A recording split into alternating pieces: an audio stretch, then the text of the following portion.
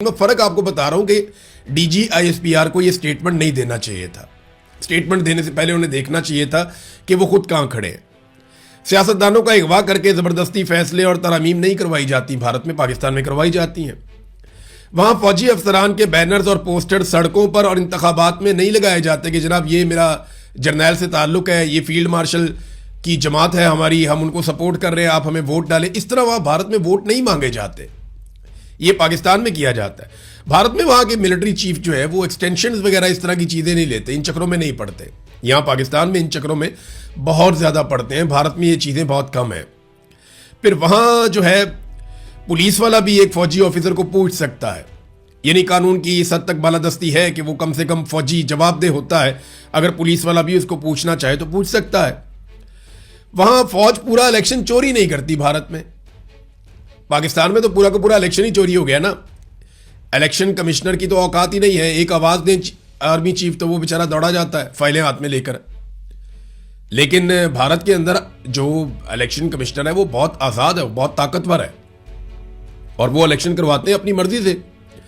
तो उनका army chief मुल्की और आलमी मामलात के अंदर मुदाखलत भी नहीं करता, ना मईशत में मुदाखलत करता है, ना दाखिली पॉलिसीज में मुदाखलत करता है, ना खारजी पॉलिसीज में मुदाखलत करता है। आज मेरे सुनने वाले जो लोग हैं उनमें से ज्यादातर को यह पता भी नहीं होगा कि इंडिया का आर्मी चीफ कौन है, लेकिन आप सब जानते हैं कि पाकिस्तान का आर्मी चीफ कौन है। डोनाल्ड ट्रंप से पूछे ना इंडिया का आर्मी चीफ कौन है, वो नहीं बता पाएगा।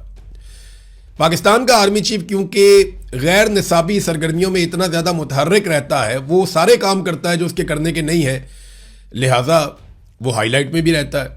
फिर एक और बात जो है वो डीजीआईएसपीआर ने की पॉलिटिकल पार्टीज के बारे में पाकिस्तान में।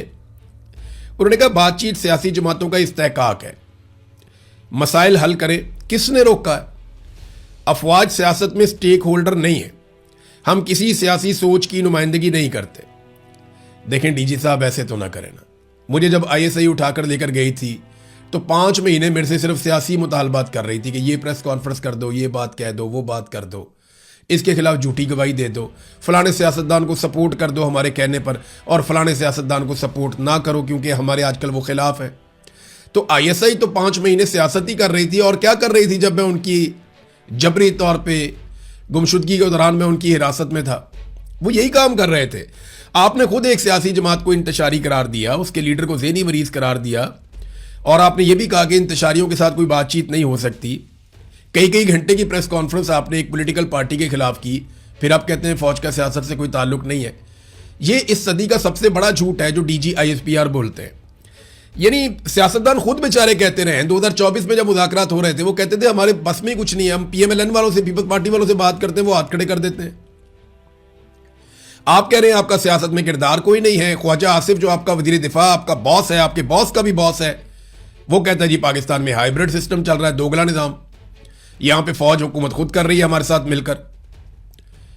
आपके बॉस का बॉस ये कहता है कि फौज सियासत में है और आप ये कहते हैं फौज सियासत में नहीं है।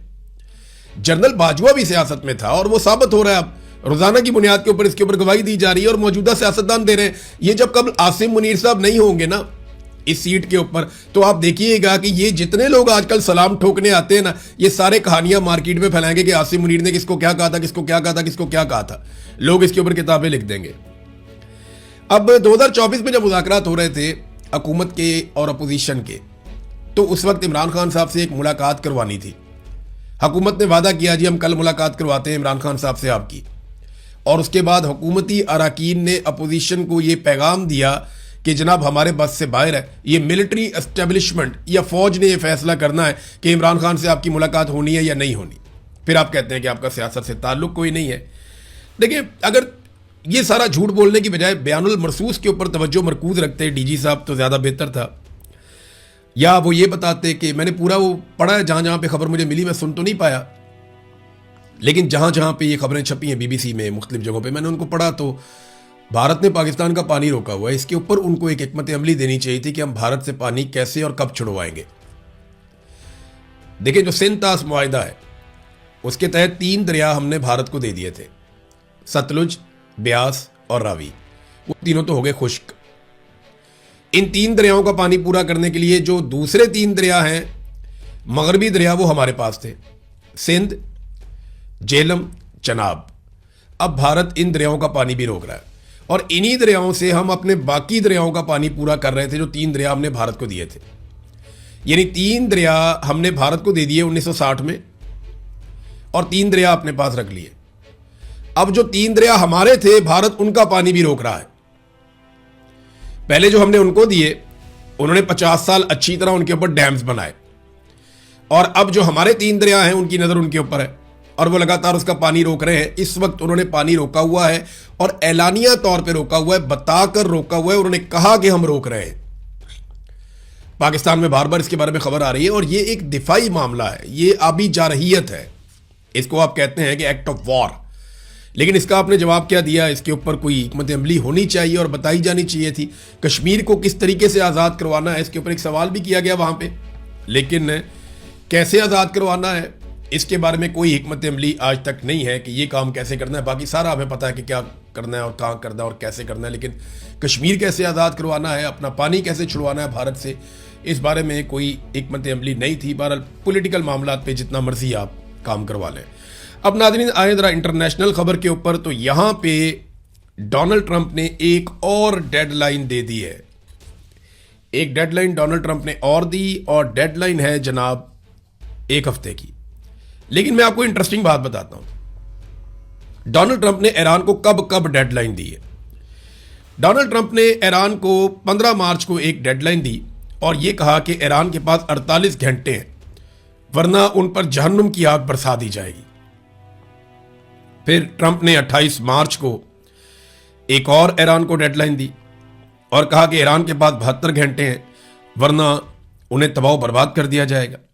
फिर 4 अप्रैल को एक और डेडलाइन दी और उन्होंने कहा रात 8 बजे तक का वक्त है, वरना उन पर जहन्नुम की आग बरसाई जाएगी। फिर 5 अप्रैल को डोनाल्ड ट्रंप ने एक और डेडलाइन दी और कहा कि ईरान के पास तामील के लिए सिर्फ 1 हफ्ता है, वरना उन पर तबाही के दरवाजे खोल दिए जाएंगे। फिर कभी वो कहते हैं सिविलाइजेशन पूरी की पूरी मिटा देंगे, पूरे मुल्क को बम से उड़ा देंगे। ये नॉर्मल है, डोनाल्ड ट्रंप ऐसे स्टेटमेंट देते रहते हैं। फिर 15 अप्रैल को डोनाल्ड ट्रंप ने कहा कि 48 घंटे हैं, वरना तबाही फेर देंगे।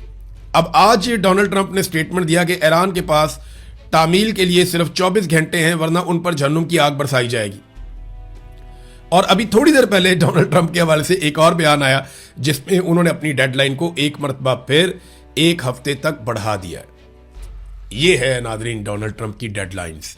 अब जब एक आदमी इतनी ज़्यादा डेडलाइंस दे रहा है बार बार, तो उसकी क्रेडिबिलिटी ख़राब हो रही है। और बदकिस्मती ये अमेरिका की है कि अमेरिका एक बड़ा और तगड़ा मुल्क है, दुनिया के ऊपर रूल करता रहा है, अब भी कर रहा है, लेकिन उस मुल्क की क्रेडिबिलिटी ख़राब हो रही है डोनाल्ड ट्रंप के बार बार बयानात से भाग जाने की वजह से।